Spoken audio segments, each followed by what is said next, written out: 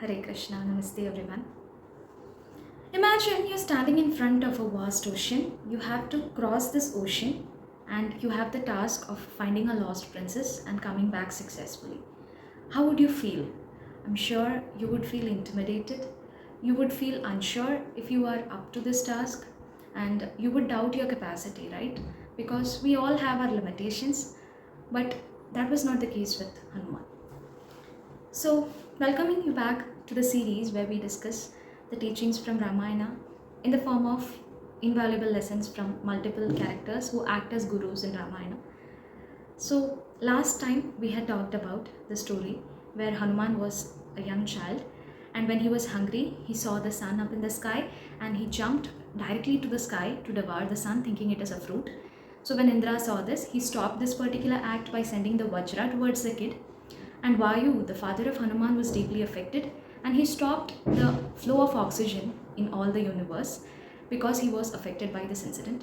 So, to console Vayu, all the devas came to him and they all blessed Hanuman with a lot of divine powers. Now, what happened is when Hanuman was blessed with all these powers, he was a very mischievous child, and in his mischief, he started using these divine powers to cause trouble to others. So, the last time we discussed a very important lesson that when you are given a special talent or skill, you should always use it in the service of others. You should use it to help others rather than using it to hurt others. This time, we are continuing with the story.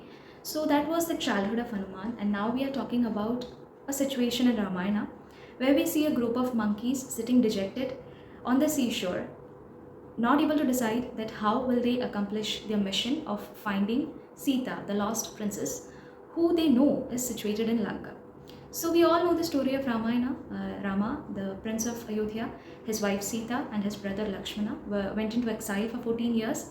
And when they were living in the forest, the Rakshasa king Ravana came and abducted Sita and took her with him to Lanka, his kingdom. So the princes, that is Rama and Lakshmana, they tried to search for Sita all throughout the forest, and they meet Sugriva, the monkey king. And these two people who are in need of help, what they do is they promise to help each other. So the requirement of Sugriva was that he needed help to fight Bali. After Rama kills Bali, Sugriva then comes forward to keep his part of the promise to help Rama and sends his monkeys to all the four directions in search of Sita. And the monkeys that came to the southern side, that is towards the side of Lanka, in this group of monkeys were the important members like Hanuman, Jambavan, Angad, and all these people. So now what happened is, from the vulture Sampati, this group of monkeys learned that Ravana had abducted Sita and he had flew across the ocean to Lanka on his Pushpaka Vimana. And now they know that Sita is situated in Lanka. But now how do they cross the ocean? The ocean is very vast and endless in front of their eyes, and somebody has to make a leap from this side of the ocean to that side so that they can reach Lanka and find Sita, give her Ram's message and come back successfully. So who can do this? Now among the monkeys who were sitting over there, nobody had the capacity to accomplish this particular task except Hanuman, and only two people knew this, that he had divine powers to accomplish this. One of the people who knew this didn't remember it, that is Hanuman itself, and the other person who knew it was Jambavan. So like we said last time, when Hanuman as a child misused his divine powers, he was cursed by the sages that he would forget his divine powers until a time in his life when he would require these powers and a wise person would remind him of them. So now is that particular situation where the wise Jambavan comes in front of him and asks Hanuman, why are you sitting dejected? Because you are the only person who is capable of crossing this ocean. Then he reminds him of everything that happened in his childhood and the divine powers that he has because of the blessings of the gods. And so he tells him that only Hanuman can accomplish this task of crossing the ocean, finding Sita, giving her Ram's message and coming back. So once Hanuman realizes this is the point we have to focus on. A very important lesson here.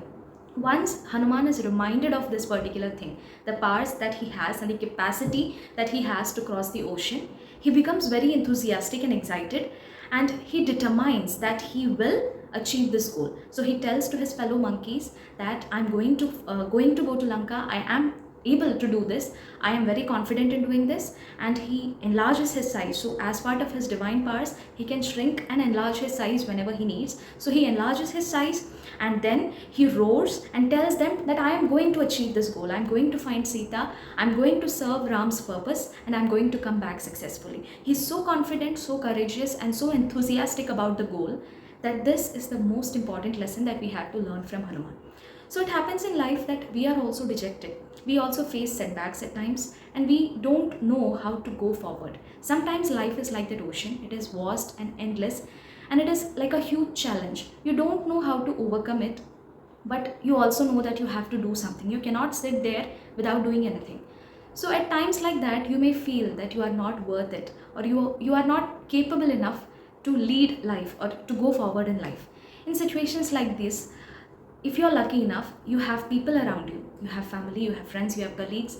They come forward and share inspiration, share motivate you to come out of that particular feeling and go forward to achieve the goal. So there are people around you that motivate you. Now if it's not people, still you have a lot of motivation, a lot of inspiration around you. Thanks to the internet, if you go online, you can find plenty of sources of inspiration. Like there is YouTube, you can go and watch a video, or you can read books. You can see people talking about their own life experiences and how they overcame it. They were in a much worse situation than what you are, and yet they overcame it. So you can find books how to change your habits, how you can become successful in life. So there is a lot of inspiration out there. It can be in the form of your own close people. It can be in the form of many sources available on the internet. So there is more than enough inspiration in the world out there. When you feel dejected, it is natural that you seek help from someone, and you definitely should. And once you do that, once you feel motivated, once you feel inspired, what do you do next? That is the most important part. After listening or after seeing or hearing from a person, inspiration, when you receive that, how do you react to it? Do you do something like the 90% of people who receive this inspiration, this motivation, get enthusiastic, get excited about it, but after a certain amount of time, that particular motivation, that excitement dies off, and then you're back to zero again? Are you like that? Because 90% of people in the world who are not successful as the other 10%, that is what they do. They have the same source of inspiration in their life. Maybe they have more than what the successful people have. But what happens is the inspiration, the spark, that dies off after a certain amount of time. What you have to learn from Hanuman is motivation is impactful only when followed by action. So Jambavan comes forward, he reminds Hanuman of his powers, he inspires him to take action. And after listening to Jambavan's speech, if Hanuman became very enthusiastic, but that spark died off after a certain time, then Hanuman would have never achieved his goal of meeting Sita.